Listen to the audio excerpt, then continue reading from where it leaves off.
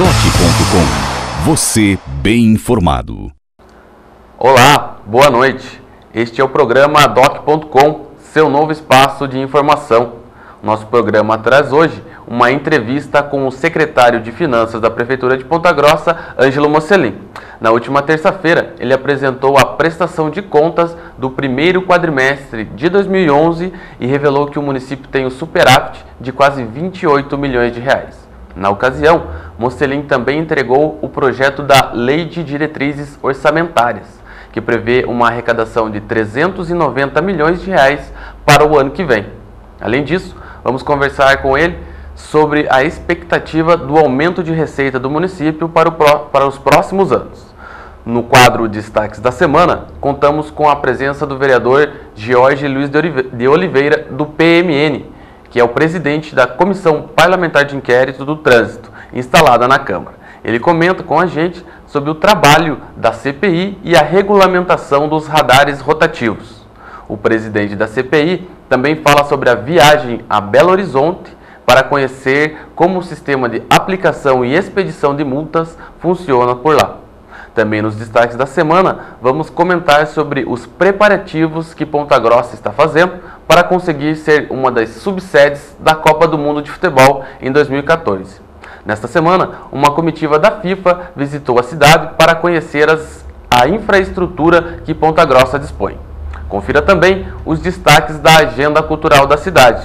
Tudo isso depois do intervalo. Participe você também do nosso programa com críticas e sugestões. Basta enviar um e-mail para programadoccom@gmail.com. A gente volta já. Doc.com, você bem informado. Estamos apresentando Doc.com.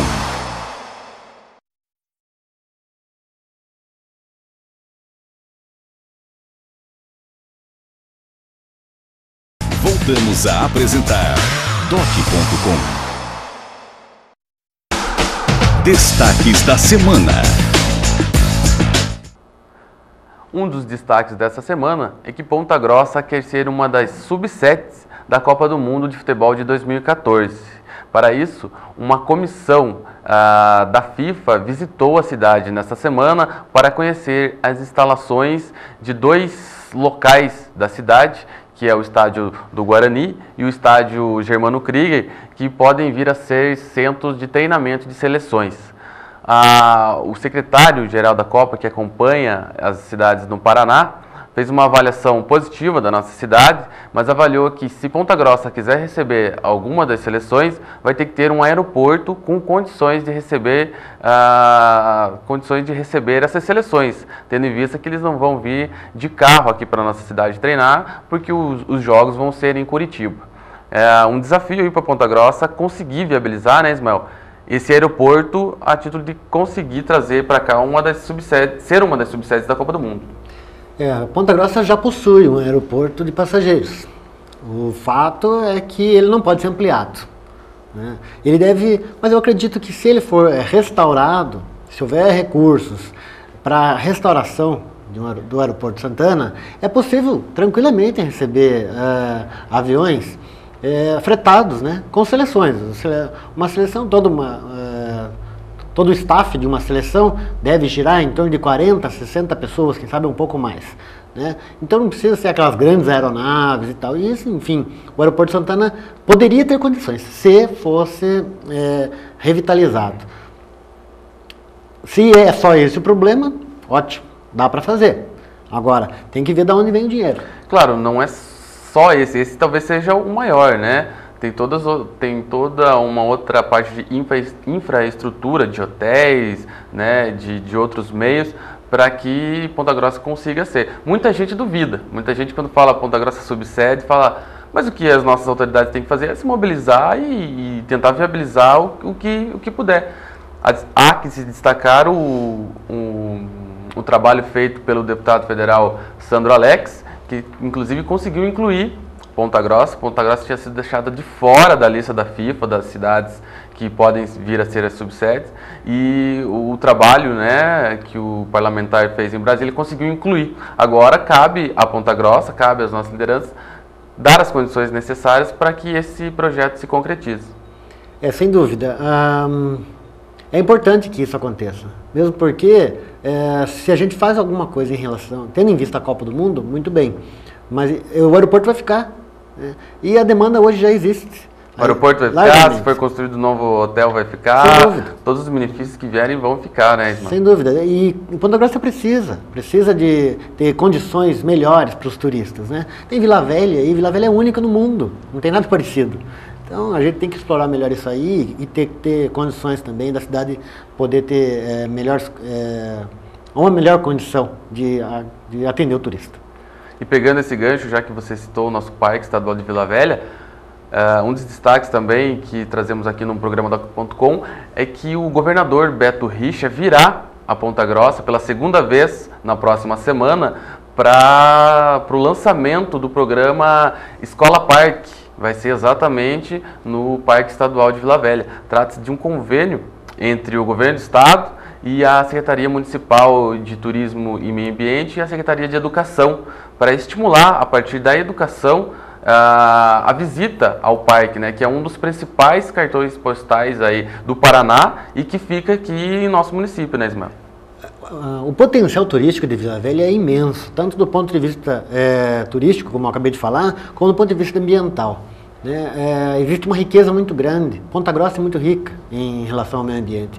E, pelo que a gente pode ver, pelo menos no início de mandato aí do governador Beto Richa, há uma intenção forte de fazer com que esses espaços, tanto Vila Velha, Guartelá e outros parques estaduais, tenham uma vida própria, tenham condições de se sustentar e até de trazer benefícios para a população, não ser apenas um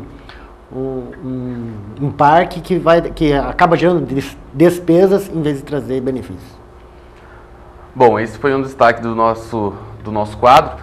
Outro dele é o trâmite do projeto que cria a tarifa diferenciada para o transporte coletivo que está em trâmite na Câmara Municipal.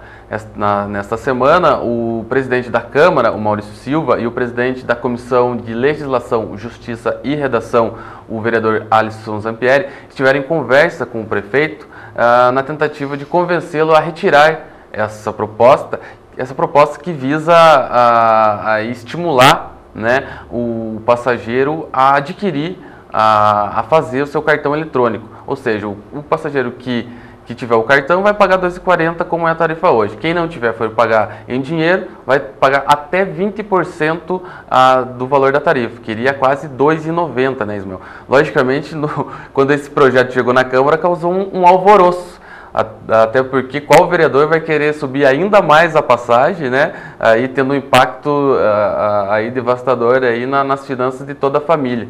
E agora o prefeito se comprometeu a retirar esse projeto, desde que seja consenso com os vereadores, mas aí entrou a figura do presidente do Conselho Municipal do Transporte, o Carlos Demário, inclusive esteve com a gente aqui, né, Ismael, no último programa, no programa da semana passada, para falar a respeito desse projeto. Ele solicitou uma reunião com o Maurício Silva, com o Alisson, para propor algumas alterações no projeto, que são duas, Ismael. A primeira é para que não estender até 20% do valor, mas sim ser menor do que 10%. Aí o preço da passagem iria até R$ 2,60 com esse 10%. E o outro é dar aí no mínimo 90 dias, 120 dias para o passageiro poder migrar migrar do sistema, né, do pagamento à vista para o cartão eletrônico.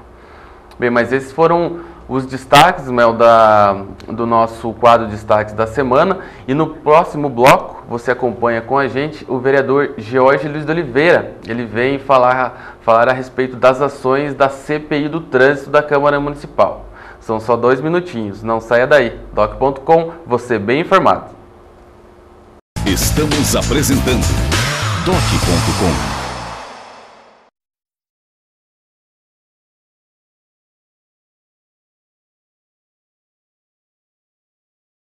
Voltamos a apresentar Doc.com.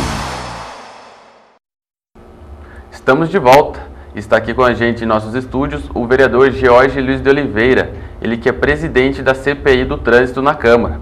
Boa noite, vereador Jorge. Boa noite, muito obrigado pela oportunidade de estar aqui e falar um pouquinho do trânsito da cidade. Pois é, eu gostaria já que o senhor começasse falando a respeito de um projeto que gerou alguma polêmica dentro da Câmara, um projeto de autoria da CPI, dos 5 membros da CPI, que regulamenta os radares, todos os radares, e inclui os radares rotativos, que até de forma rotativa, mas tem o nome de estático, né? Mas é aquele que pode ser colocado ser levado de um lugar para o outro. Qual foi o objetivo desse projeto? Bom, o objetivo do projeto ele é muito simples. É um projeto complexo, mas ele é simples no seu objetivo final. Que o que nós não podemos tolerar mais, o que nós não podemos mais permitir aqui dentro de Ponta Grossa, e eu acredito que nenhuma cidade, nenhum município brasileiro mais pode permitir, é que a indústria da multa se instale. E nós sentimos que havia um forte indício de que uma indústria de multa estava instalada em Ponta Grossa. Quando você vê um semáforo, quando você vê um radar que é colocado atrás de um poste, quando você vê um radar que é colocado embaixo de uma árvore, dificultando a visibilidade das pessoas, e uma plaquinha pequena de 60 por 30, ou até menor do que isso, apenas sinalizando essa via, é monitorada por radar, que a gente vê isso em vários lugares, não só aqui em Ponta Grossa, nós acreditamos na possibilidade de má fé. E muitos motoristas estavam sendo lesados. Nós chegamos a um número assustador em termos de volume de dinheiro e de multas também que estão sendo aferidas em Ponta Grossa.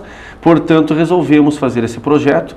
A ideia do projeto é minha, teve o apoio dos outros 4 membros da CPI do Trânsito e nós regulamentamos agora. Na prática, o que o projeto aplica, né? Essa regulamentação para o motorista que está aí no dia a dia do trânsito, o que vai significar para ele? Na prática não se permite mais radar escondido, o radar tem que ser anunciado onde vai ser colocado. Então a autarquia deverá apresentar um estudo brevemente, não sei se em 20 ou 30 ou 40, quantos lugares ela achar que é interessante que seja colocado esses radares, ela vai poder colocar de forma em sistema de rodízio naturalmente, mas os radares eles estarão permanentemente sinalizados. Inclusive, isso vai ajudar na educação do trânsito, porque, por exemplo, lá na João Manuel de Santos Ribas, é um local onde esse radar pode operar eventualmente, é um local que vai estar sinalizado permanentemente. Portanto, as pessoas nunca saberão onde os radares estarão colocados. E um detalhe importante, esses locais deverão estar contidos no site oficial do município. Vereador, é importante também salientar que dentro de todo esse estudo, né, que a CPI já vem fazendo há algum tempo, né, mais de um ano pelo menos, né, a CPI vocês já vem trabalhando com o trânsito, com essa questão do trânsito.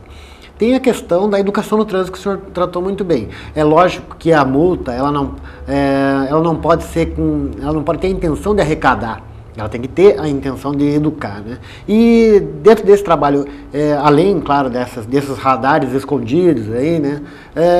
Foi verificado algum outro tipo de situação em que a gente pudesse dizer que aquele radar ou determinada ação da autarquia, ela tinha intenção exclusiva de arrecadação?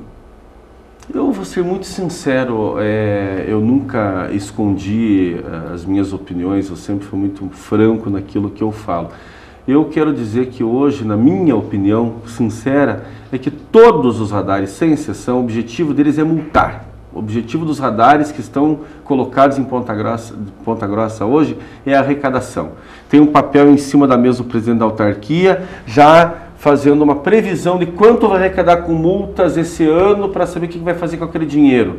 E eu acho que não é bem assim. Nós deveríamos pensar que nós temos outras fontes de recursos e não deveria fazer parte da peça orçamentária, inclusive essa questão das multas. Nós deveríamos tentar trazer essas multas para um nível aceitável, que hoje realmente é um absurdo o número de multas que são aferidas aqui em Ponta Grossa. Então não tem esse objetivo educativo, como nós já comentamos.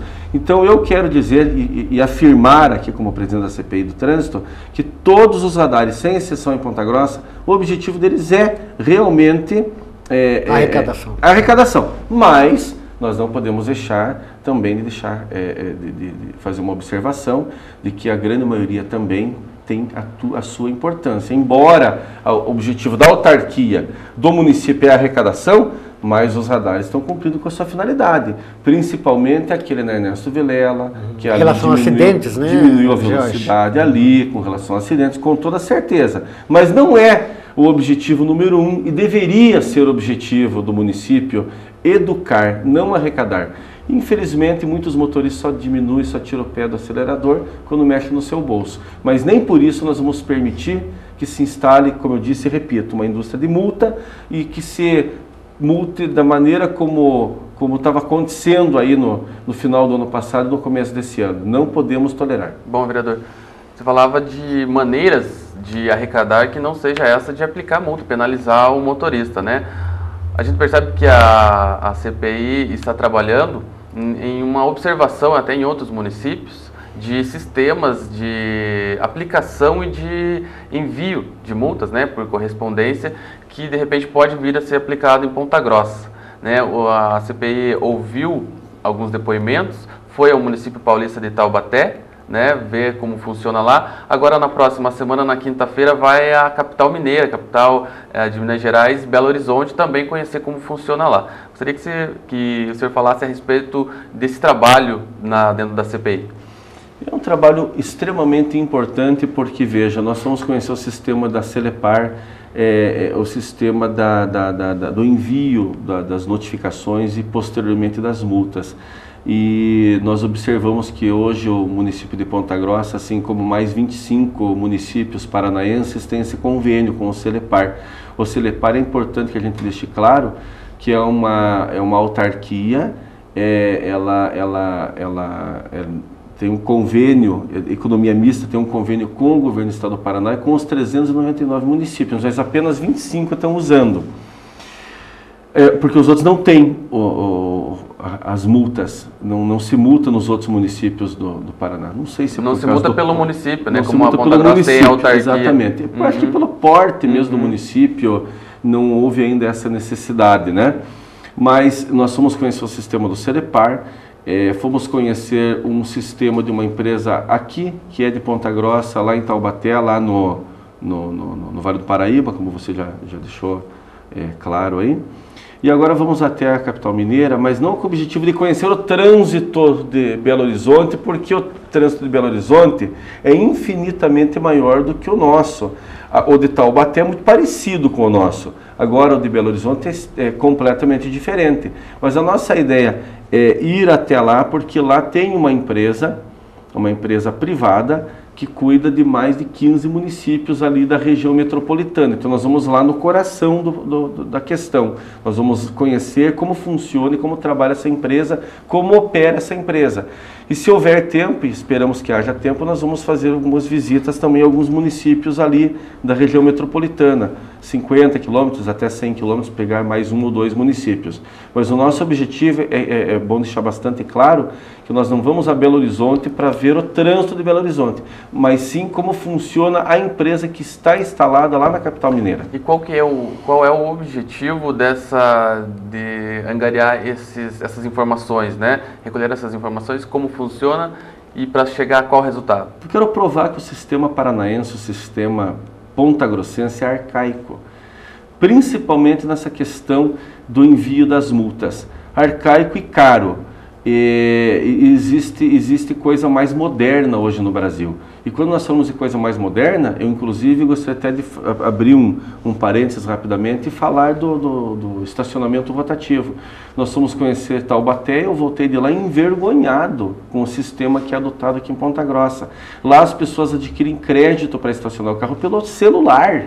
Lá é tudo informatizado, lá não tem suspeita de caixa 2, porque lá o presidente da autarquia, o prefeito, o vereador pode entrar no site todos os dias do ano e saber exatamente quantas multas foram aferidas, quanto foi arrecadado, quantos cartões foram vendidos, quantos veículos foram estacionados, os veículos que foram estacionados, as suas respectivas placas, inclusive isso ajuda, saber se nas ruas de Ponta Grossa se tem carro roubado estacionado por aí. Então é muito mais prático o sistema e muito mais barato. Então nós queremos sensibilizar o município, sensibilizar a prefeitura, de que nós precisamos nos modernizar, nós precisamos nos atualizar, mas o objetivo é fazer um comparativo de como é feito no Paraná, como é feito por uma empresa privada lá em São Paulo e como é feito por uma empresa privada em Minas. Esse é o nosso objetivo, para que a gente traga toda essa experiência e, obviamente, nós chegaremos a uma conclusão e, obviamente, que nós vamos apresentar esse resultado. Eu não vou dizer para você que vou apresentar lá na autarquia, mas nós vamos apresentar para a associação comercial, que é tão interessada nas questões da cidade, né? Pelo menos demonstra essa preocupação. Então nós vamos levar para a associação comercial, para as entidades de classe, vamos levar para o prefeito municipal numa reunião que faremos da CPI com o senhor prefeito e com o comandante da autarquia municipal de trânsito, no sentido de nós vermos que nós temos possibilidades de modernizar o sistema de trânsito da cidade e, sobretudo, economizar muito dinheiro com o envio das multas, porque nós entendemos que o sistema Celepar hoje é extremamente caro. Ou seja, encontrar uma alternativa de gerar economia e melhorar o sistema. Nós acreditamos que podemos chegar a uma economia superior a R$500 milhão por ano. E isso é muito significativo quando nós analisamos a saúde da cidade, quando nós analisamos outros problemas que nós temos pontuais da cidade. R$500 mil é muito dinheiro. Bom, eu gostaria de agradecer a sua presença, vereador. O nosso tempo está esgotando, mas eu gostaria de agradecer a presença para falar a respeito desse assunto que interessa aí a toda a população da nossa cidade. Eu quero também agradecer a oportunidade e quero dizer que sempre que possível, que nós tivemos a oportunidade, nós voltaremos aqui e dizer que realmente a cidade, uma das cidades que a frota de veículos mais cresce, nós temos que começar a pensar a cidade no seu planejamento urbano para os próximos 10, 15, 20, 30 anos.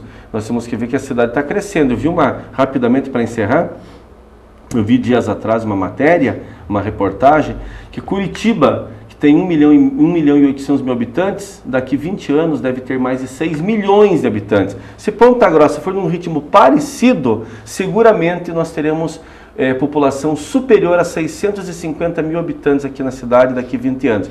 E vamos ficar de braços cruzados esperando a banda passar? Não dá para esperar mais. As autoridades têm que se preocupar desde já a garantir o futuro do nosso trânsito aí melhor. Bom, mas gostaria de agradecer novamente. Vamos dar uma pequena pausa e voltamos já com o secretário de Finanças de Ponta Grossa, Ângelo Mocelin. Ele conversa com a gente sobre o superávit de quase 28 milhões de reais da Prefeitura nos primeiros 4 meses desse ano. Não perca, é logo depois do intervalo. Doc.com, você bem informado. Estamos apresentando Doc.com.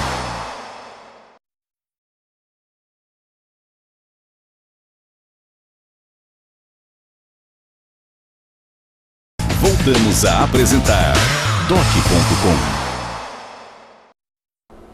Estamos de volta e nesse bloco com a entrevista com o secretário municipal de Finanças, Ângelo Mocelin. Ele fala com a gente a respeito da prestação de contas do primeiro quadrimestre da Prefeitura Municipal. Boa noite, secretário. Boa noite, Eduardo. Boa noite, Ismael. Alguns números interessantes aí do primeiro quadrimestre da Prefeitura foram destacados na audiência pública na Câmara. Estamos aqui com o secretário Ângelo Mocelin para destacar alguns números, né, secretário? Acho que esse superávit aí de quase 28 milhões é um ponto a que se tem de destacar nesses números do primeiro quadrimestre, né? Exato. É um trabalho que foi feito no sentido de melhorar a arrecadação e também segurar ao máximo as despesas para que nesse primeiro quadrimestre nós obtivéssemos um resultado bom, que claro que no decorrer do ano ele vai sendo utilizado, mas no primeiro quadrimestre a importância de você fazer um bom superávit a fim de que o ano seja equilibrado. Em relação ao mesmo período do ano passado, né? O senhor que está aí há bastante tempo, né, à frente da Secretaria de Finanças, houve um aumento do ano passado, primeiro quadrimestre de 2010 para o primeiro quadrimestre de 2011? Sim, houve um aumento substancial até, pode-se dizer, né? A nossa receita melhorou bem, a despesa praticamente se manteve, mas a receita ela melhorou e fez com que nós tivéssemos um número bem melhor do que o primeiro quadrimestre do ano anterior. E quais os fatores, né, que levaram a esse aumento, né? O IPTU, e o ICMS, o ISS. Qual foi o fator que impulsionou esse crescimento no superávit de 2011? Na verdade é uma somatória, sabe? Nós tivemos um bom resultado tanto nas receitas de transferências como nas receitas próprias do município. Nós estamos há algum tempo já trabalhando, ano a ano nós estamos conseguindo excesso de arrecadação e com isso esse resultado vem cada vez melhorando. Secretário, uma das coisas que a Secretaria de Finanças vem trabalhando firme já há alguns anos, e a gente sabe disso, é na questão do IPTU, né? Esse ano, provavelmente, o IPTU também colaborou nesse superávit do primeiro quadrimestre, né? Eu queria saber, assim, que o senhor explicasse para nós exatamente quais são as medidas principais que a Secretaria de Finanças tem tomado para que haja esse aumento. Então, são algumas situações que nós viemos trabalhando, principalmente facilitar ao contribuinte o pagamento. Aumentamos consideravelmente o número de carnês entregues nas residências, melhoramos as condições do prazo. Hoje as parcelas vencem no dia 10, isso são 2 dias, mas esses 2 dias são importantes porque muitas pessoas recebem no 5º dia útil e às vezes o 5º dia útil ele cai meio próximo ao vencimento anterior, mas você dá condições que a pessoa pode pagar em qualquer banco, você procurar fazer com uma certa antecedência a emissão dos carnês. Então são uma série de medidas que foram tomadas no IPTU e além do que fazer a cobrança, né? Porque nós aumentamos consideravelmente o número de execuções, as cobranças administrativas mesmo, né? E isso a dar mais credibilidade nesse tributo, que ele vinha sendo meio que esquecido. Com isso nós saímos de valores e praticamente já estamos dobrando do início que nós pegamos a arrecadação do IPTU. Então é um tributo hoje considerável. Vale dizer também, secretário, que a Prefeitura tem concedido descontos, né, para as pessoas que estão pagando o IPTU em dia. Isso, de certa forma, já era feito anteriormente, mas houve um progresso nesse sentido também, não? O desconto ele já está previsto na lei do município, né? Então ele sempre foi praticado.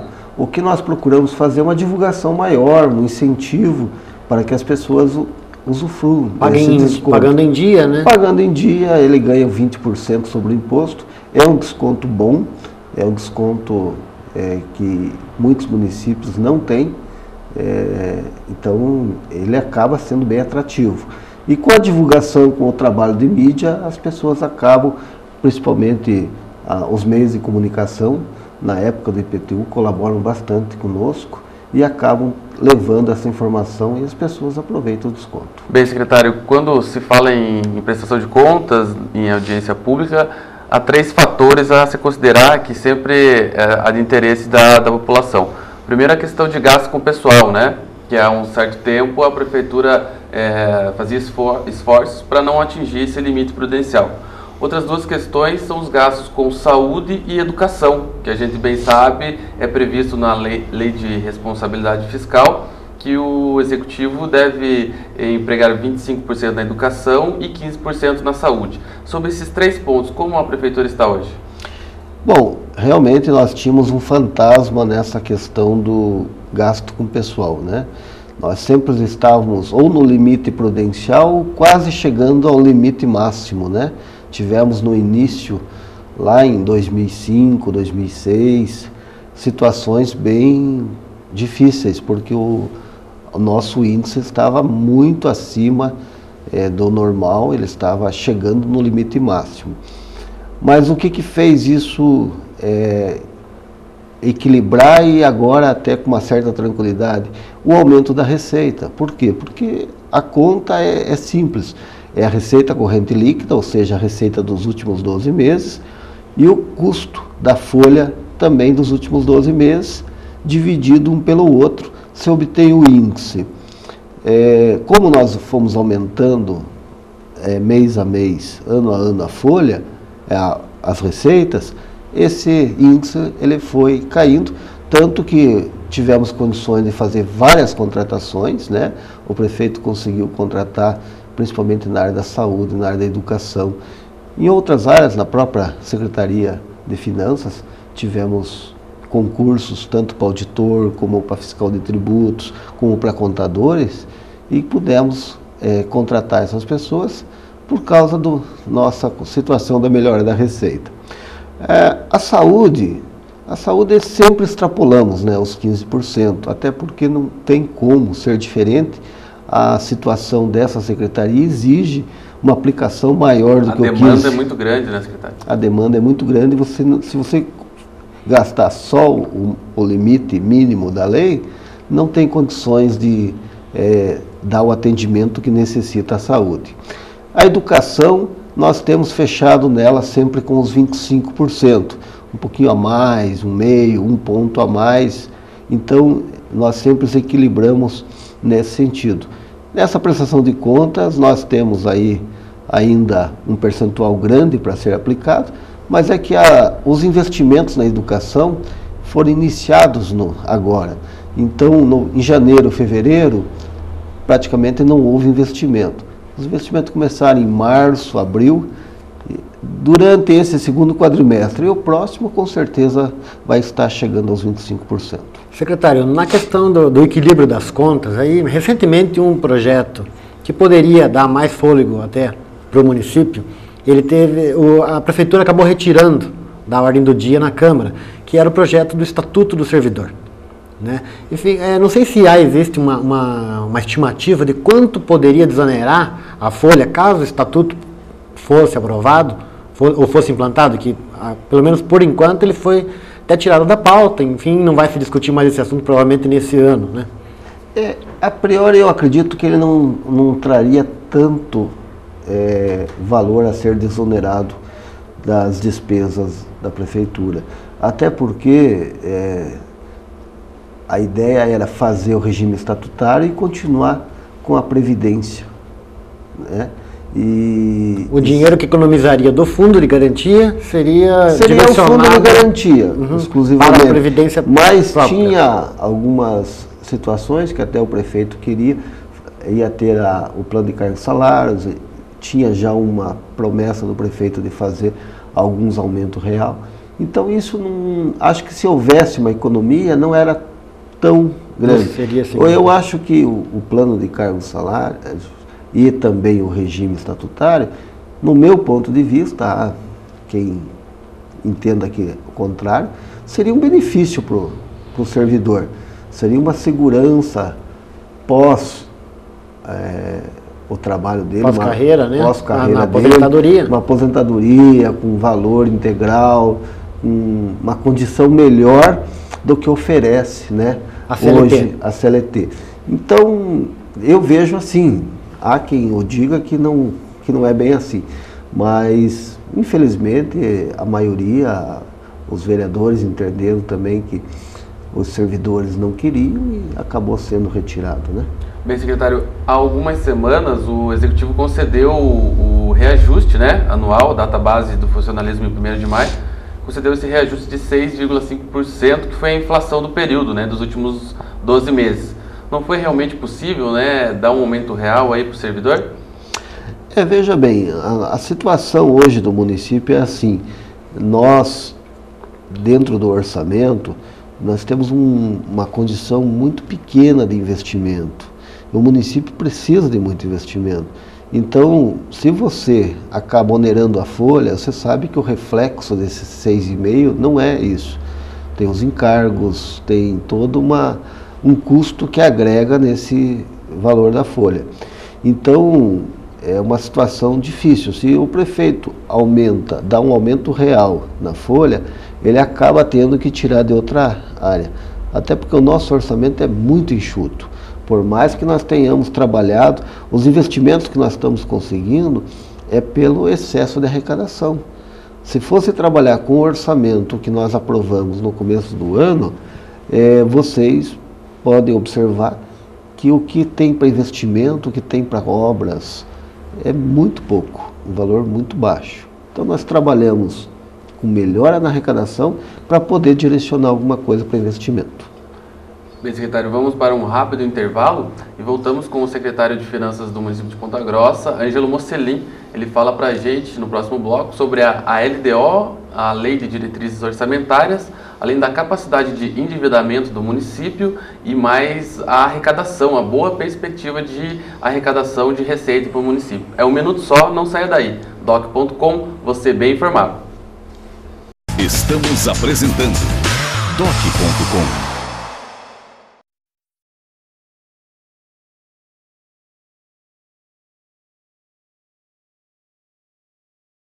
Voltamos a apresentar doc.com. Estamos de volta com o programa doc.com. Hoje trazemos uma entrevista com o secretário de Finanças de Ponta Grossa, Ângelo Mocelin.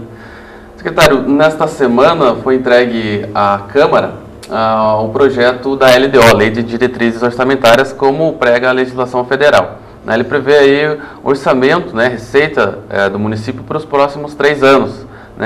Para 2012, a perspectiva é de 390 milhões, esse orçamento. Gostaria que o senhor falasse a respeito de como é feita essa projeção e a comparação com o orçamento desse ano, Foi aprovado em 450 milhões, mas tem a questão das operações de créditos, que eu gostaria que o senhor explicasse para o nosso telespectador.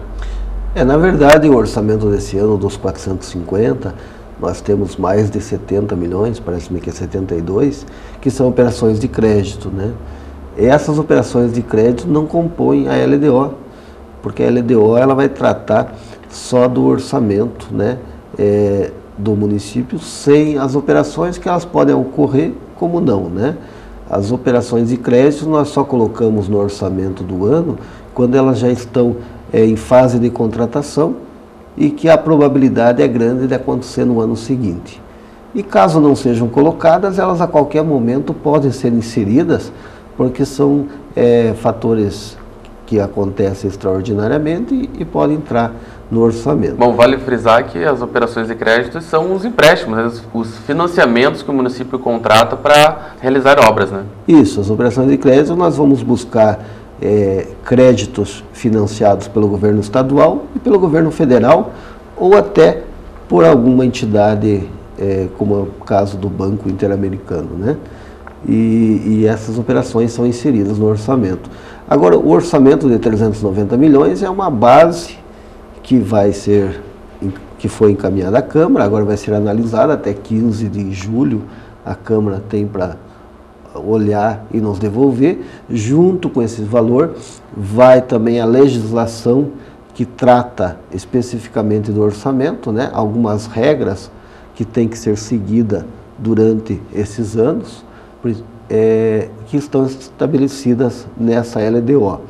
Então é uma lei de diretriz, Nós aí até 30 de setembro estaríamos daí sim preparando o orçamento, para 2012, que espero eu que seja bem acima do 390, porque a nossa receita está se comportando de uma maneira boa, nós estamos tendo uma visão bem otimista de que nós vamos ter condições de aumentar esse orçamento. É dessa visão otimista que o senhor fala, secretário, que eu gostaria que o senhor falasse um pouco mais quais os fatores que estão levando o senhor e o próprio governo a estimar uma receita maior nos próximos anos? Essa atração de indústrias, aumento em receitas de algum imposto em específico?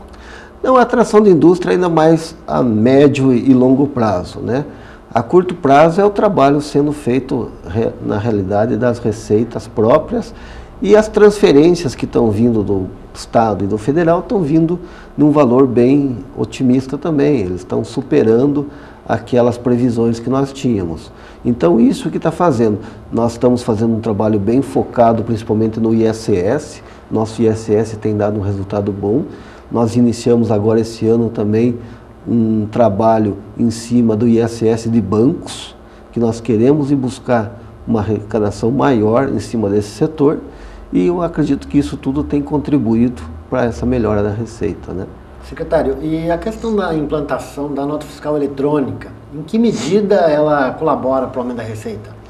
Com certeza a nota fiscal eletrônica ela vai dar um incremento no ISS, mas nós estamos já preparados para a implantação da nota fiscal eletrônica, só não fizemos até agora porque nós precisávamos ajustar algumas situações internas. Nós tínhamos um programa que gerenciava o ISS, que era um programa de 2004, e ele estava ultrapassado e não nos dava condições de fazer algumas melhorias em termos do ISS. Agora, em fevereiro, nós implantamos um sistema novo. Esse sistema ele está sendo atualizado a parte cadastral e nós temos aí uma previsão de, antes do final do ano, já estar liberando a nota fiscal eletrônica, pelo menos para aquelas empresas que têm interesse, fica facultativo. E a partir de 2012, sim, daí entrar com a nota fiscal eletrônica de uma maneira obrigatória. Bom, secretário, falamos das estimativas de receita, né? E, logicamente, temos que falar também da questão da dívida, né? De quanto o município tem em dívida atualmente, né? E o que são essas dívidas, né? Tem dívida fundada, dívida... né? Enfim, são vários fatores. Eu gostaria que o senhor falasse um pouco a respeito disso. A dívida a curto prazo, ela está bem tranquila perante o município. Nós temos levado de uma maneira que não está tendo problema algum. A dívida fundada vem já de vários anos, nós temos, mas se você observar, ano a ano nós vemos conseguindo reduzi-la. Então, por mais que o prefeito Vosgrau tenha feito alguns empréstimos, indo buscar recursos para fazer essas obras, mesmo assim nós temos reduzido. Por quê? Porque nós estamos pagando muita, todo ano nós temos um valor destinado para redução de dívida fundada. E isso faz com que o município ele tenha condições de manter nossas obrigações em dia. Secretário, para encerrar a nossa entrevista, gostaria que o senhor falasse a respeito da capacidade de endividamento do município, que é um assunto que sempre quando entra alguma operação de crédito para ser aprovada na Câmara, algum vereador pede a palavra e fala, pô, mas isso não vai dificultar para o próximo prefeito, é uma conta que o prefeito faz agora e deixa para o próximo pagar. Gostaria que o senhor falasse como que está essa capacidade de endividamento do município hoje e como que o município vai ser entregue para a próxima administração aí, que vai começar em 2013. Olha, a nossa capacidade de endividamento, a cada ano ela melhora. Ela melhora por quê? Porque a capacidade de endividamento ela é baseada na receita, nos resultados anuais e principalmente na receita corrente líquida dos últimos 12 meses. Como nós temos melhorado nossa arrecadação, como nós temos tido resultados sempre com superávit ano a ano, isso melhora a nossa situação de uma maneira geral. Então, com o que nós temos de previsão de aumento de arrecadação própria, aumento de arrecadação em face das empresas que estão se instalando no município, e isso a médio não digo a tão curto prazo, mas a médio e a longo prazo, a capacidade só tende a melhorar. E vocês sabem que se o poder público não for buscar um valor tanto do Estado ou do Federal, ele não consegue fazer uma obra, porque se ele for direcionar no seu orçamento um valor, por exemplo, agora 9 milhões que está vindo para fazer asfalto, fazer uma obra, uma construção, não tem como tirar isso do orçamento do ano para executar esse empreendimento. Então é importante, tem que ser feito dessa forma, é o que todos os municípios fazem, e aquele valor é diluído com juros baixos e vários anos, às vezes até com carência. Então, essa situação eu vejo assim como bem tranquilo. Além do que, os financiamentos, eles passam por um crivo, principalmente do STN, que analisa a situação para ver se o município tem capacidade de receber o empréstimo e tem capacidade de pagá-lo. Eu acho que isso é um fator bem importante e credencia o município a cada vez mais poder ir buscar esses valores, essas operações de crédito e dar esse retorno a toda a população que precisa, né? Então, ok, secretário, eu gostaria de agradecer a sua presença aqui no programa Doc.com, explicando aí um pouco sobre como está a situação financeira do município. Eu que agradeço a oportunidade de vocês, Eduardo, Ismael, e sempre estou à disposição, programa de vocês. Quando quiserem, estaremos aqui de volta. Muito obrigado. Ok, obrigado, secretário. E agora, depois dessa entrevista, vamos aos destaques da Agenda Cultural de Ponta Grossa com o jornalista Ismael de Freitas. Agenda Cultural. A Prefeitura de Ponta Grossa, através da Secretaria de Cultura e Turismo, a Associação de Bailarinos e Apoiadores do Balé Teatro Guaíra e o Centro Cultural Teatro Guaíra trazem a Ponta Grossa a seletiva da Mostra Paranaense de Dança 2011. O projeto, que percorre o Paraná em busca de novos talentos, estará no Cine Teatro Ópera neste final de semana, dia 4 e 5 de junho. Os bailarinos do Balé Teatro Guaíra farão apresentação de trabalhos, oficinas de dança para a comunidade e a seleção de grupos e escolas de dança de Ponta Grossa e região. No sábado, amanhã, o evento será realizado às 8 da noite e no domingo, dia 5, a partir das 6 da tarde. Os ingressos custam R$ 6,00 a inteira e R$ 3,00 a meia. Acontece nesse domingo também a terceira edição do Arraiá na Cidade, a tradicional já festa junina municipal promovida pela Secretaria de Cultura e Turismo e pelo Serviço de Obras Sociais, o SOS. O evento será no Complexo Ambiental Manuel Ribas. A programação começa às 10 da manhã e terá atividades como o tradicional concurso de dança e quadrilhas juninas, o concurso de música caipira Minha Viola, além de brincadeiras folclóricas. Você não pode perder. Agenda Cultural. E com os atrativos da Agenda Cultural de Ponta Grossa, encerramos mais um programa doc.com. E não esqueça, você pode participar enviando suas críticas e sugestões. Basta escrever para o e-mail programadoccom@gmail.com. Um bom final de semana para você e até sexta que vem, quando temos um encontro marcado com a informação. Até lá! doc.com, você bem informado.